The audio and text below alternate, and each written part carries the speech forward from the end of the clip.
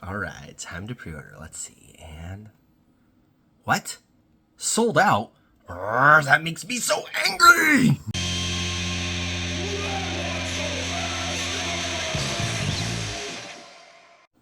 Wah! Welcome back to the Red Ones Go Faster. I'm old Big Mek, a little angry today. And in this video, we are breaking down a deep dive in the new, possibly sold out everywhere, Exalted of the Red Angel Battleforce. Let's get into it. So for those of you new to the channel, welcome. This is the Red Ones Go Faster. I'm old Big Mek, and this is a Warhammer 40,000 mostly channel, a little bit of Age of Sigmar mixed in, and obviously very orc-centric, hence the name and the persona. However, I do cover all the 40k armies, and I have obviously a lot more than just orcs myself. I am not a chaos player. I've never had chaos, but I love them. I think they're really cool. It's just never came across my particular collecting. Now, one of my grots did do a Black Legion army that he recently sold in because he decided that he liked his Death Guard a lot better, and so he is all in on the Nurgles. So I'm up a little bit on these, but I'm not as big of a player or collector in the Chaos as I am in a lot of the other armies, so apologies if I don't get all of this 100% correct. But what this is a deep dive video. I've done this for 3 of the boxes already, and I am doing one for each of the holiday battle forces. And funnily enough, I was saving this particular one for last because I thought, based on last year's sales, that this was going to be the least popular box, and that was sorely mistaken. You see, last year when GW came up with the new box format for the holiday battle forces, it had one really big, awesome centerpiece model and some supporting things, right? And so, like, the Death Guard one had Mortarion in it. And a lot of Death Guard players really didn't like that because they already owned Morty, right? And so that box just kind of sat around. In fact, I think you might still even be able to find it in some places today, kind of even at a discount compared to what it was when it was new. What I failed to realize, though, was that, especially that particular box, Morty had been out for a couple years already. So, of course, all the Death Guard players already had him. Angron just came out, and nobody's been able to buy him because he's been out of stock everywhere. So, of course, this box is going to go fast. It also had the brand new 8-bound in it, another unit that's been sold out everywhere, and the new Khorne Berserkers that everybody's going to want a million of that are kind of hard to come by. So I should have figured that out and realized that this set was going to be popular. I don't think anybody realized it was going to be the most popular, though. Now, there is, we know for sure that Games Workshop produces a different amount of each set. We know that for sure, right? They're going to make more regular Space Marines than anything else. They're probably going to make the least amount of the Votann or, one of those. But this set was kind of a, they just released Angron. They've sold them as fast as they can make them. Like, how many of these sets are they really going to make? So it might have lower production numbers. And so what's happened is you've got this perfect storm of the pre-orders launched. Everybody that plays World Eaters actually wants this box, not just players new to the World Eaters. And there's maybe not that many of them. So they sold out online on GW's website pretty darn fast. I also haven't been able to find them on any of the other online retailers that are not GW, although you can buy all of the other boxes as of this morning, the 12th, the day after everything went on pre-order. That being said, I know for a fact from some of my friendly local game stores and from the place that I bought my Battle Forces from, that a lot of the stores, when they ordered, they got a certain amount of stock for in-store. So you will want to check with your local stores in person. They might have one on the shelf. They might be getting more than one for the shelf. They might be taking in-person pre-orders that they're not allowed to sell online. There was a certain amount that you could order for online to sell and a certain amount for in the store. Games Workshop is very adamant about this, especially with the holiday battle forces. The whole point is, you're a big Warhammer fan, you send the family into the store to get you something for the holidays. They want to see this big, beautiful box set front and center when they walk in the door. So they really wanted to make sure that retailers actually had that physical stock available for the whole shopping season. So if you missed out yesterday, don't get too angry yet. Go check around. Go to your local game stores. ask around, see if anybody's got any coming in person, see if there's any kind of a wait list you could get on, something like that. You should be able to find this box. Now, we've got all that out of the way. Let's get into our actual deep dive. So what we've been doing is, all the channels talk about what's in the box and, how much money it is. I've been going deeper than that, and that's why I have an individual video for each box, because let's face it, if you're going to buy a box, you're probably into that army and you want to know more than just the basics. Or if you're thinking about getting into that army, right, you need to kind of know what the next steps are. So that's what I've been doing, is looking at each box, giving it an old Big Mek score from 1 to 5 Dakkas in 5 different subcategories and then an overall, but also talking about how the army or how the box will go into your army, how you can build from there. And we look at it both from somebody that's collected for a while and already has an army, and somebody that is brand new to the faction. So we're going to get into that. The very first category is pretty obvious. It's value for money. This kit, just like all the other battle forces, was $230 US. Unfortunately, you're only looking at $295 US for everything individually. So it's actually got the least amount of savings of all the boxes. Again, one of the reasons why I thought it wasn't going to be as popular, it wasn't very much savings. But again, new Angron model is just chef's kiss, right? That thing is fantastic and everybody wants it. And it's $170 on its own. So yeah, for $230 to get the 8-bound and the Berserkers with it, people are going to want it. They didn't need to discount it that much.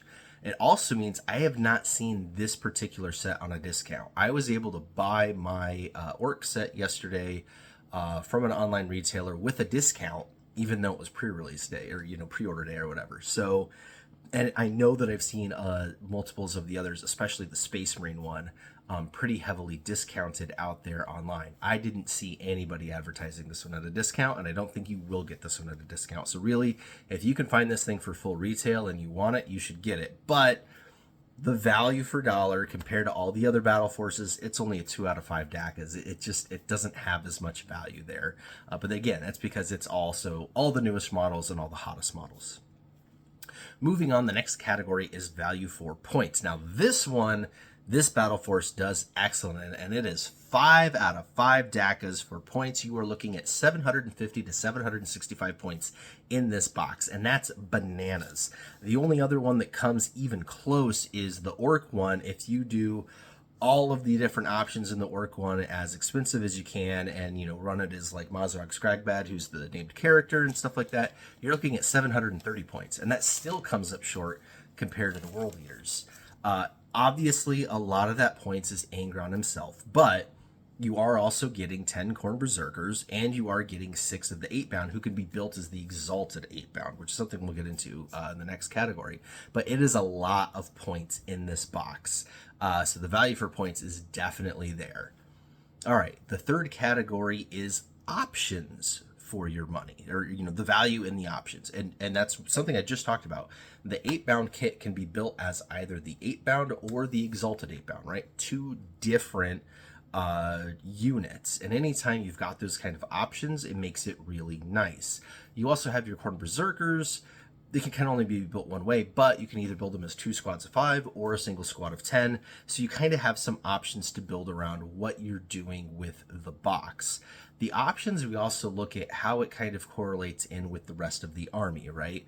Is this going to give you options World Eaters as a whole? And again, with that whole 8-bound / Exalted 8-bound, I think it does. I think the options are decent. They're not the best. Again, back to the Orc one.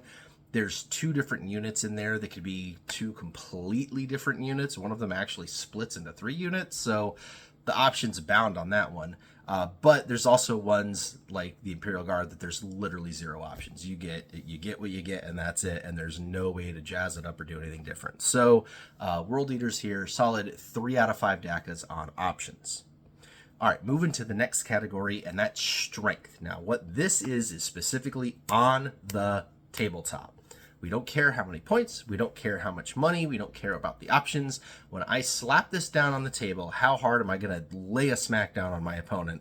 And there's no question here. This is a 5 out of 5 out of the battle forces, right? If you were running a game of just these battle forces, Angron would absolutely mop the floor with everything else that's out there. And even in games that involve, full armies instead of just these battle forces, he is incredibly strong. The 8-bound are incredibly strong. The World Eaters have a fantastic index right now in the 10th edition meta. Very strong army. It's a 5 out of 5 Dakkas on strength. I mean, my God, you've got a Demon Primarch. What did you expect? Of course it's going to be good. All right, moving on now to our final category. And this has been the most interesting thing to look at on each and every single box and what has created the most conversations in the comments section. And that category is, what kind of value does this box provide with the Combat Patrol? Now, some of these armies are easier to do than others. The Imperial Guard one, Astra Militarum, for example, they only have one Combat Patrol. It's not a very good Combat Patrol. The Battle Force wasn't very good, and they didn't really work very well together. There wasn't a whole lot of deep dive to do on it. Other ones like the Space Marines, you've got a million combat patrols, right? There were 2 for Space Marines alone, and then you've got all the ones for the different divergent chapters, things like that. With this, we kind of have to look at World Eaters kind of in their own slice of pie, because Chaos has gotten kind of weird lately. And this is one thing that I do understand with helping my son kind of collect is he got some regular Chaos guys, right? Chaos Undivided guys. He got some Black Legion guys. He got some Khorne guys. He got some Nurgle guys. He got some Tizniche guys, the funky dudes that are made of dust, Thousand Suns, right? And we had an old Chaos Codex, I want to say like 6th edition or something like that. And he was really excited that you could build and paint all these different things and have it be one army. And that's because his first army is Ultramarines, right? So everything he owns is Macragge Blue. And he is sick and tired of painting everything blue. And so he was excited about, oh, these guys are red because they're Khorne Berserkers. And these guys are green because they're Nurgles. And these guys are blue, right? Then we start really looking at 9th and then now 10th edition, and you don't do that anymore, right? They've become like the divergent chapters of the Space Marines, where if you play Khorne, not only do you play Khorne, but most of the Chaos Undivided stuff is locked out of your army. And everything that's like Nurgle or Tizniche or, Slaanesh or whatever, that's the other armies is completely locked out, right? Like it's a whole thing. And like, yeah, you can ally with the demons, and yeah, you can maybe ally with, regular Chaos Space Marines, but it's not going to be as good as just sticking with your force organization and being pure Khorne. So what I've done is I've narrowed the focus up a little bit. I'm ignoring Thousand Suns and Death and Death Guard and all of those, and I'm only looking at Khorne, and then Khorne plus kind of, regular Chaos Undivided, Chaos Space Marines for that. But I digressed a whole lot in order to set the premise up for this. The World Eaters Combat Patrol. It is an excellent combat patrol. It's got the Lord dude on Juggernaut that can also be another unit. And then more Khorne Berserkers, right? Lots of Khorne Berserkers and all sorts of other fun stuff. And that combat patrol actually works really, really, really well with this army. Yeah, it's a lot of Khorne Berserkers, but you're Khorne, that's what you're going to run, and they're really good, and they're battle line. And that's a really big deal that a lot of channels and people are missing out on. In Combat Patrol, the sub-game, that even though it has its own data cards and all that stuff, there's still battle line, and there's still like that ability to hold on to objectives, and a lot of the combat patrols are missing it. Most famously, the new Space Marine one has no battle line in it at all, making it actually one of the worst combat patrols. So the fact that the World Eaters Combat Patrol has all those Khorne Berserkers in there is a really good thing. And again, just building out your army, looking beyond Combat Patrol to Warhammer 40k as a whole to build an army. If you don't already have a World Eaters army, if you can get your hands on the Exalted or the Red Angel box and then grab yourself Combat Patrol, you're looking at 1,320 to 1,375 points, depending on how you option things out. That is a substantial army out of 2 boxes, and it gets even better. Remember that Chaos Demons has their own Combat Patrol box as well. Now, allying with the demons can get a little tricky, but if you stay mono Chaos God, right? If you do all Khorne Demons in your Khorne army, things work out really well, right? They have a lot of synergy, and the Chaos Demons Combat Patrol box just happens to be, you guessed it, all Khorne Demons. And so you put all of those together, right? 3 boxes. You get 2 Combat Patrols and this Exalted of the Red Angel. 1,935 to 1,990 points, depending on options. That's a 2,000 point army. 2,000 point army out of 3 boxes, and they all actually synergize really well. That army would just be bananas in close combat. Now, granted, you're missing like any kind of a shooting phase whatsoever, but corn being corn, I mean, this army would slap. If that is your play style, if you like to rush the board and get in somebody's face and just cause massive carnage, if you basically play like an orc, right? This is a great idea. It's a great deal. So the value there, 4 out of 5 Dakkas on synergy with the combat patrol. This army box is one of the strongest with its combat patrol. In fact, the first 3 boxes I've reviewed have just been absolute hot garbage with their combat patrol. This is the first one I've even recommended. The very next thing you should buy is just the combat patrol. I don't need to go research a bunch of other units and try to come up with an army list for you. This one is an easy button, boop, done. If you have a Khorne combat patrol, World Eaters combat patrol, and an Exalted of the Red Angel, you're done. Go buy a Chaos one as well and have a 2,000 point army. It really is a no-brainer. Now we get into the problem of what happens if you're already a collector of Chaos. Specifically, what if you already have a bunch of World Eaters? Well, I say it's still just as strong, right? The new Angron is still the new Angron, right? Nobody has it. So if you don't already have it, you want this box. And Khorne Berserkers are Khorne Berserkers. And yeah, even if you got a bunch of the old ones, man, have you seen them side by side with the new ones? It's a substantial amount of chunk difference. So you're probably going to want the new ones just because they're so stinking cool. And then, 8-bound is a brand new unit. Of course you're going to want those. They never existed before. So, it really comes down to, even if you're an existing player, so much of this box is brand new, which again was something I didn't take into context when I was thinking about how popular it was going to be, that everyone's going to want it. So this box has been one of the winners so far of my Battleforce deep dives. A solid 4 out of 5 Dakkas overall. If you are interested in World Eaters, if you are interested in Chaos as a charge forward kind of force, if you want Angron at all, this box really is a no-brainer. I think even at full retail, and I really hate to say that because, this whole channel is basically all about saving teeth on Warhammer 40,000 and where you can get the best deals and save the most money and get the most synergies. And I think even at full retail, right now this stuff is just so hot. Now, a year from now, this video is going to be super out of date, and that's not going to be the case. You definitely don't want to be paying a premium for this box if you're finding it in the future. So just kind of keep that in mind. Full retail, you're doing good. If you can get a discount on this at all, you're doing extremely good. But, over retail at that point, just buy the individual boxes. They will come into stock. Just have some patience. Everything comes into stock. Games Workshop is not dumb. They want to make money, and they know that they make money by printing models. You print models, people buy them, and they make money, right? So just have a little patience. It will come around. But yeah, one of the strongest ones. I'm really disappointed at myself for getting this one so wrong. This one probably should have been my first video 4 days ago, not my video the day after they have possibly sold out on the online sphere. But again, if you want this box, go talk to your local game stores in person. I know at least one of my 3 local game stores is getting multiples of this box for in person, that they are not doing any kind of pre-orders or anything on. It's when they come in, you just want to be in the store. So they are going to be out there. You just got to go hunt for it. All right, if you liked this video, liked what you saw, hit the like button. Would super appreciate it. If you didn't like it, hit the dislike button. Super appreciate that too. If you want some more content, definitely consider subscribing. If you really want more content, you should check out our Patreon. We have exclusive polls there. They get first looks at things. We kind of have some fun. Here's where you can go buy other different things that aren't quite Games Workshop, but definitely you want for your army, things like that. It's a fun time.